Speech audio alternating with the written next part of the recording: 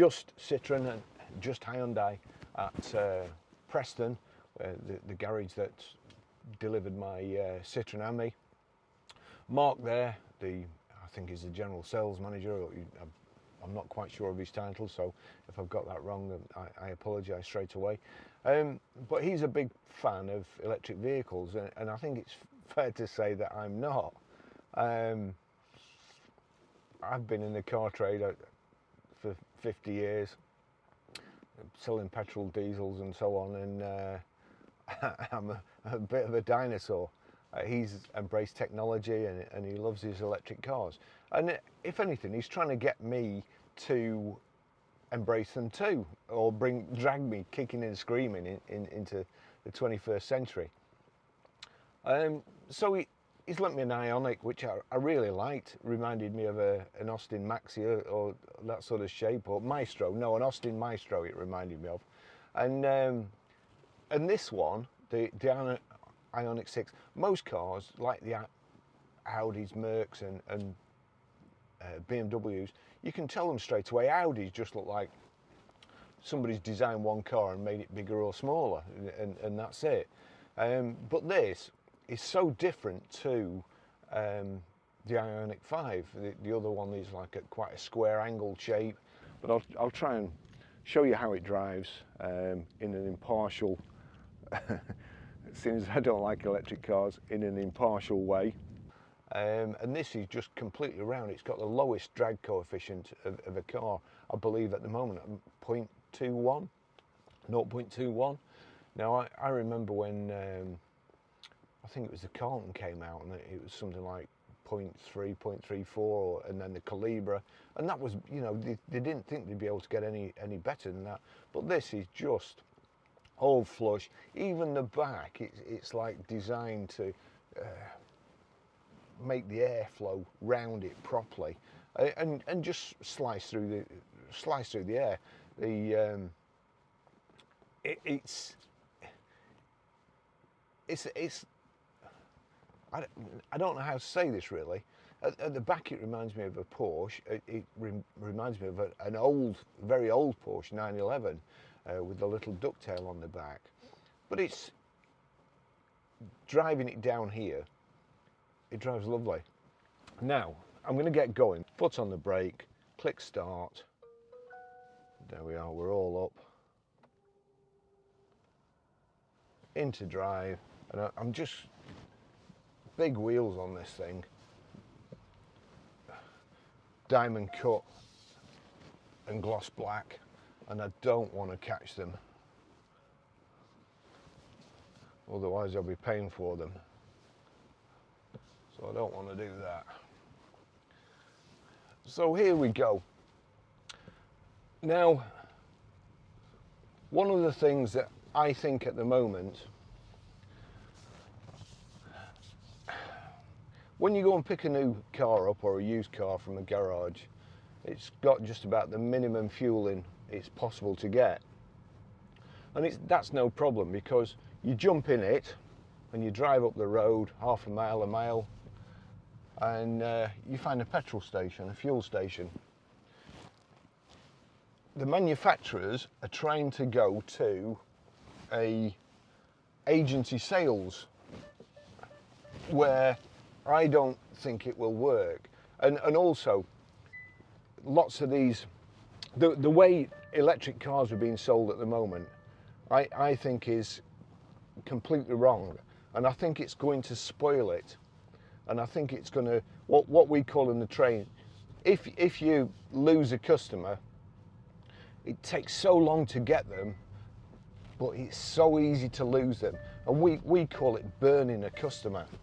Now, I've noticed that quite a few cars for sale on the internet, and people I've spoken to, they've bought an electric car and they don't like it, and they've gone back to petrol and diesel.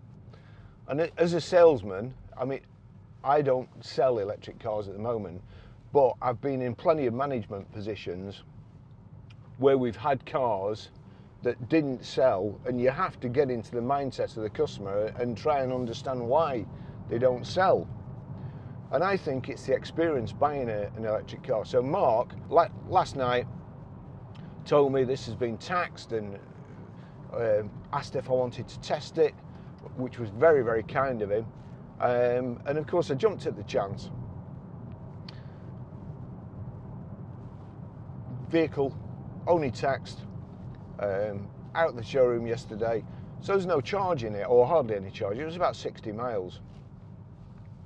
And I think with the agency sale and these leasing companies that are springing up all over the place, and these agency sales and the leasing companies, they're what you call disruptors.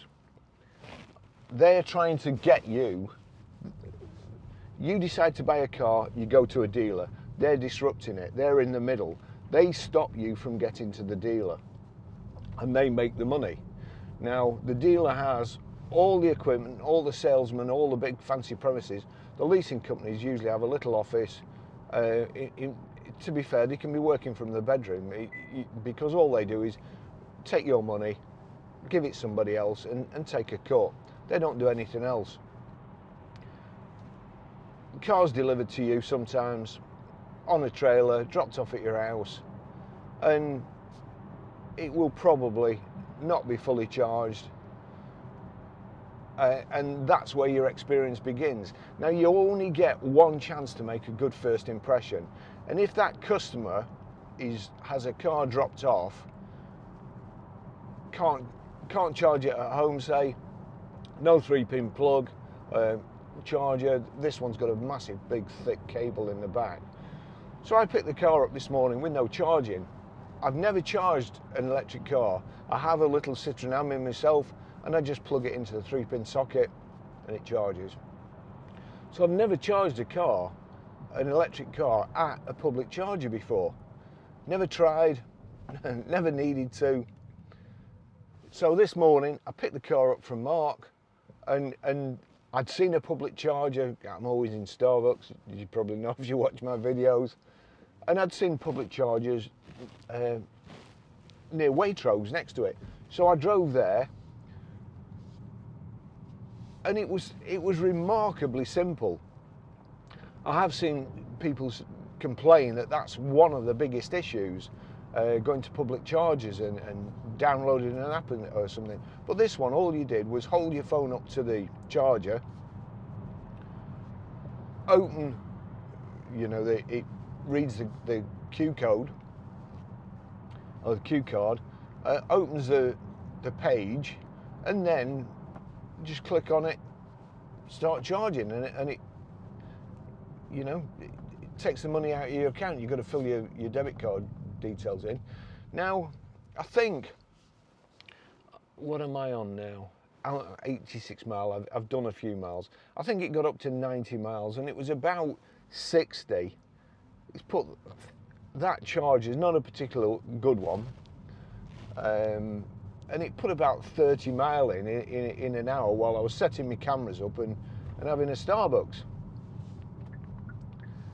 So that's not fantastic, but there's fast chargers which will put, I believe, in about 15-20 minutes, about 60 mile in, perhaps even more. I don't know, but that's the worst experience. You get a car dropped off, and the first thing you have to do is find a charger and then go, and sit there and mess about with an app. For instance, I had to remember to bring my reading glasses, otherwise I'd have been snookered. So we've got enough charging it now, driving it, obviously all this equipment, there's no handbooks anymore, it's all online. Even the brochures from Citroen, all online. You can't beat brochures. You sit there, there's nothing I like more than taking a car in, and the original owner has still got the brochure and his notes in the brochure that he wrote, and what spec he wanted, and all stuff like that, all good. I think that is diluting the experience of buying a new car, and I think it needs to go back to that. Now I can feel here we've got lane departure warning, I think. Let's just see. So lane departure warning's on. There's nothing behind. I'll just try and go across. Yeah, it's pulling me back there, look. So that's the lane departure warning. Looks like it's got Distronic cruise control on it as well. What's this? Drive mode. There we go. Normal, sport, eco. I'm going to leave it on eco because we're now down to 81 miles. I've got the aircon on. Listen to that noise.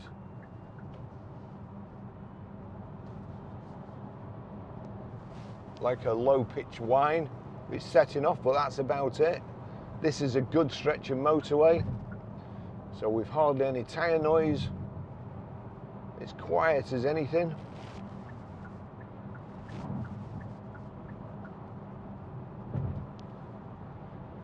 I mean, I have to say, it's lovely to drive. And obviously, you don't get the engine noise, which I like. I'm just gonna actually, I'm gonna try and get us to a place called Rivington Barn. It's my weekend off. I haven't got a whole lot of time today. I've got stuff on today, so I'm going to try and get this test drive and review squeezed in to a couple of hours today. I can't go up to the normal place I go, but let's have a look what we got. So that's the drive mode there. You can swap about. It looks like it's got collision warning. There you go. It's warning me there's something coming up, or blind spot monitor. Normally it would be in the mirrors, but that's picking it up on the actual car itself. Got your indicators there. Wipers on the right. Headlights are there.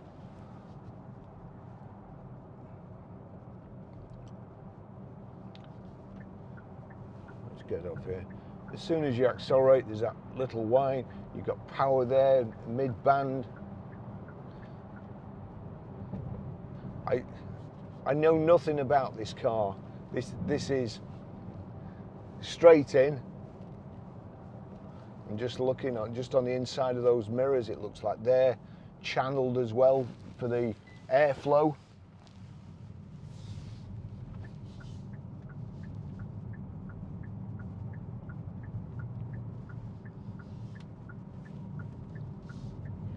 It's a 77 kilowatt motor.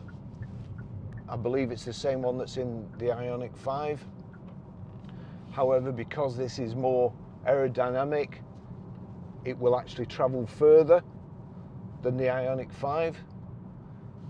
Nothing else, just the design of the bodywork.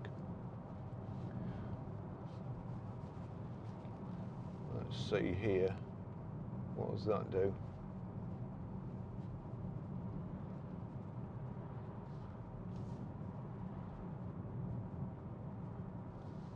Wow.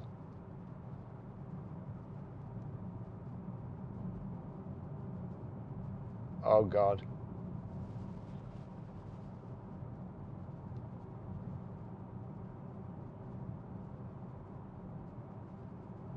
Now that's the keep hands on the steering wheel. So that's actually steering me. Here we go also. Your regen. If you hold the pedal down on the right, there we go. That's turning regen up. I can feel it as we're going down the hill here. That's maximum there. It's stopped me virtually. So you can alter the regen, more on the left, less on the right, but so that's nothing virtually. I want regen on. What I'm going to do on the right hand side, the pedal on the right hand side, if you hold that on, that's on auto now.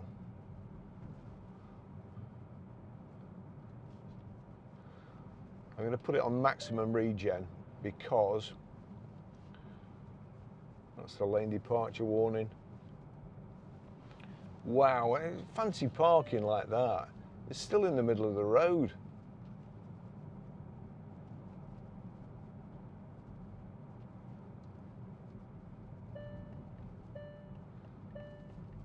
I'm actually going to turn the regen up right to the top. See if we can grab some miles back.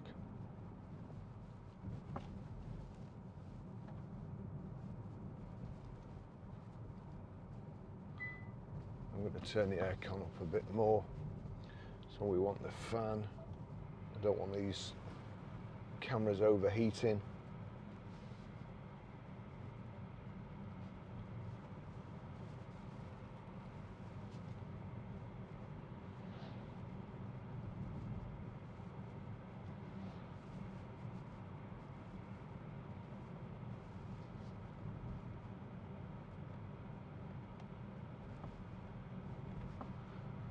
So cruise control is on there. Let me just see that. So that's right. So that's the cruise control button. You've got there the trip counter.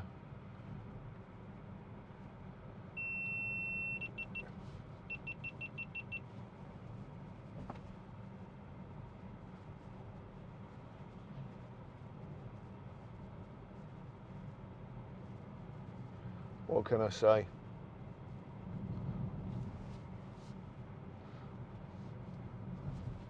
That's tyre pressures. And there you go, back to your display. How many miles an hour you're doing. And there, your charge. And also the distance you have left. Turn this up even more, try and cool that down.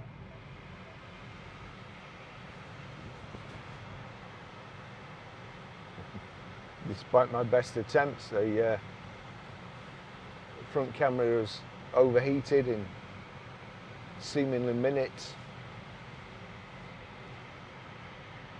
So there, your global lock-in, electric windows.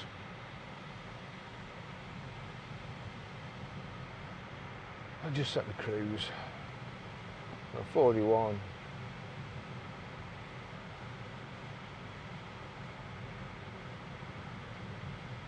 Just increasing the speed to 50 there. So that's 50. The lane departure's on again. I've got my hands on the steering wheel.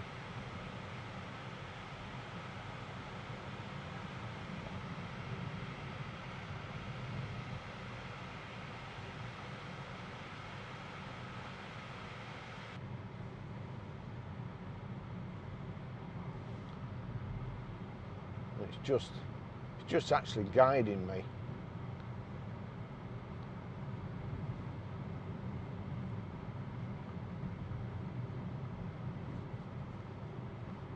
I'm going to knock that off.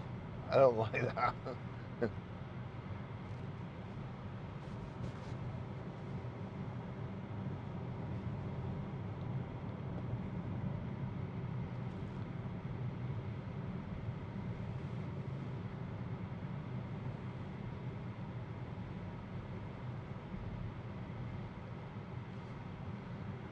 I'm going to go up Tock Holes, this is called.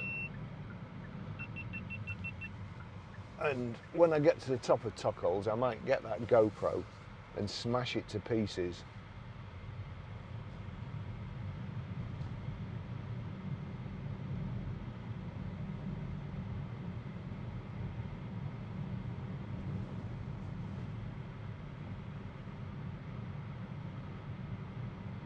Wow, I'm sure that was a Chevette HS.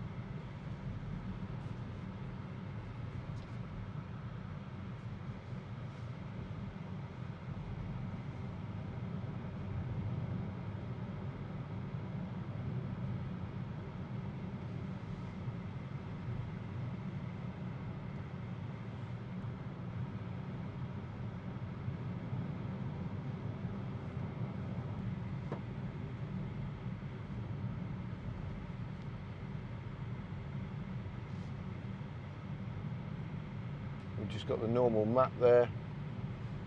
Again, it's telling you battery 22% range, 66. Nearby charging stations. That's your nice, clean, clear display. Nav, how to search. With Siri, you just, you know, the voice activation usually, or, well, that's the easiest way to do it with Siri. I think one thing is that obviously you need a fast charger. The charger I was on at Waitrose, it said to complete the charge it would be something like 9 hours. And this car has got a massive range.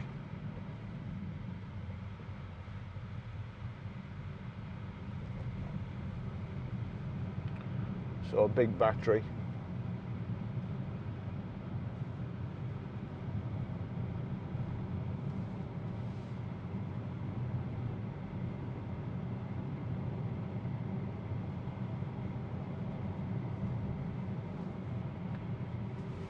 Front center armrest there with, looks like 2 USB-C plugs in there, charging plugs.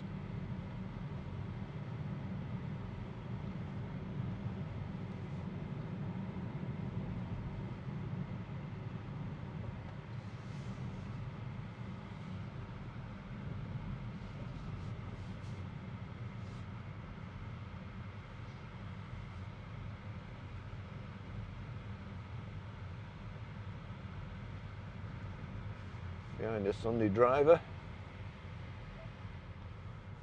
and to be honest I don't blame them because it's a beautiful part of the country here.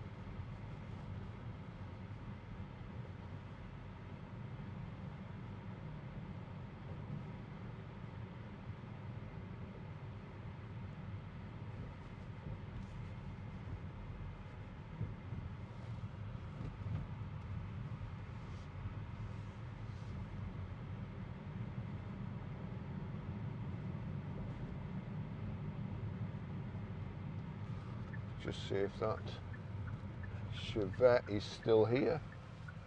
It is.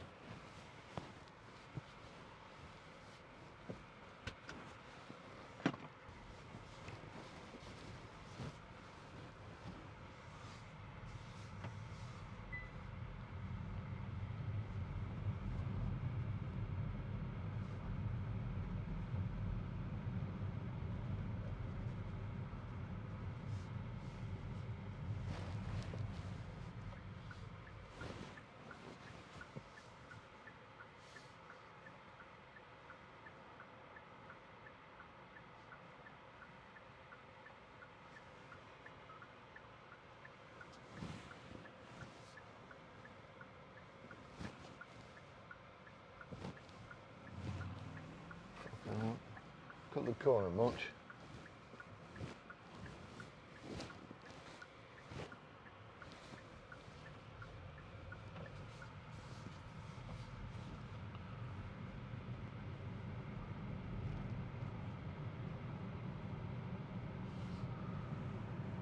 So it's showing you the speed limit on the dash there, 50 miles an hour. We're doing 40. I'm going to put the cruise on again.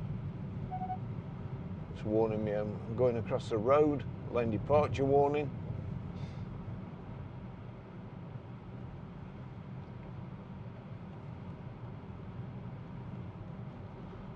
Set it to 50. There we go, 50. That's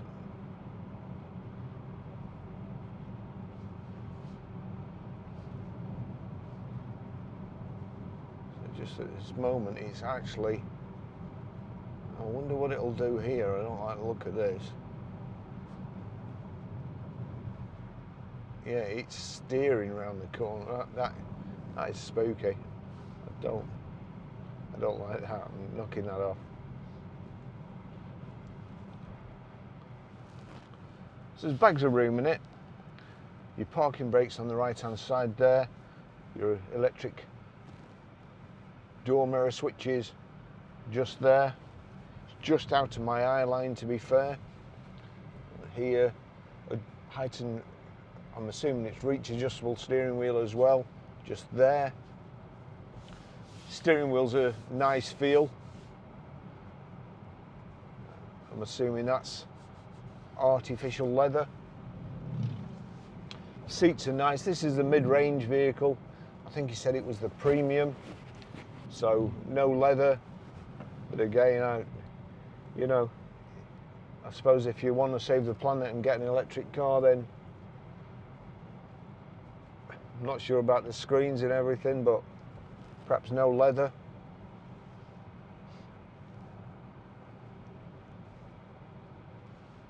Drives very, very nice.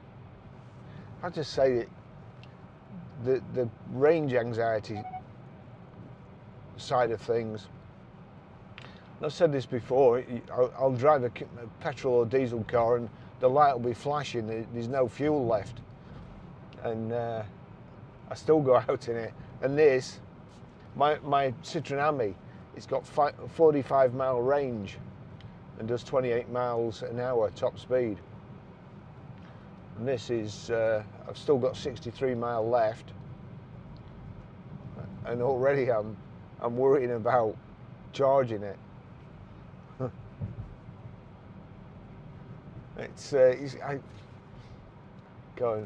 I was going to say it's evolution, but it's just,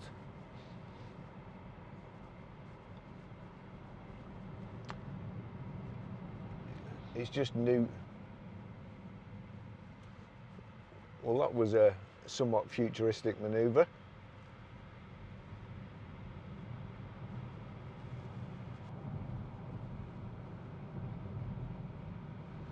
What we're coming into here. So it's 50 here on the dash, it's showing 50, 50, and beep onto 30. It's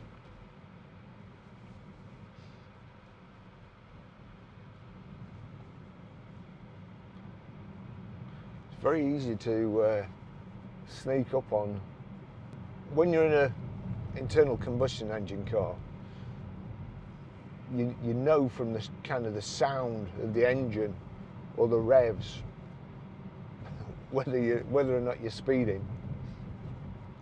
This is pretty much the same all the time. The only thing you can judge is from tyre noise, and of course the different surfaces you can't really tell from the tyre noise. Whereas the engine noise and note is consistent no matter what surface you're on, the tyres aren't. So you've like got a sixth sense telling you that it's you're speeding, and you do just, it runs away with you. There's no doubt it's a lovely car, and with a 328 mile range, I think.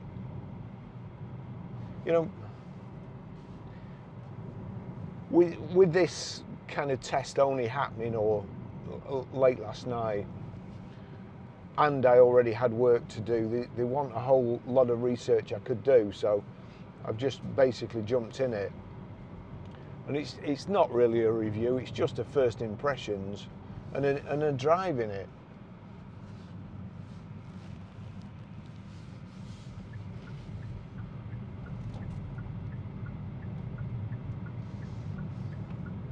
And it is lovely.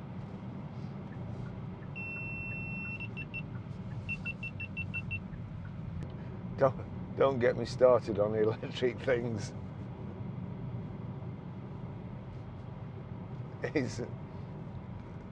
I've got the air conditioning on full blast in here, and both of these cameras have overheated.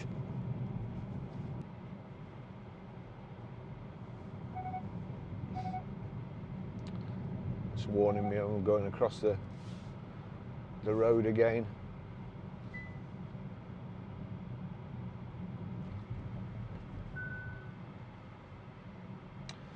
So we've got a low battery, I think 61 miles, it's showing range 20%. Search stations, so search stations, it's showing nearest one Chorley, V-End Electric Private, Pod Point, Shell Recharge, Scepter Way, Bamber Bridge,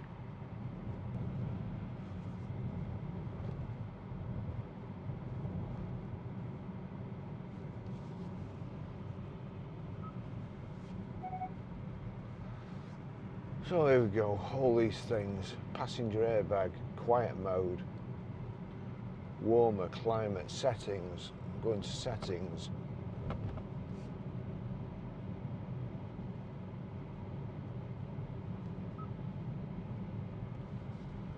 vehicle EV, navigation, sound, phone connection,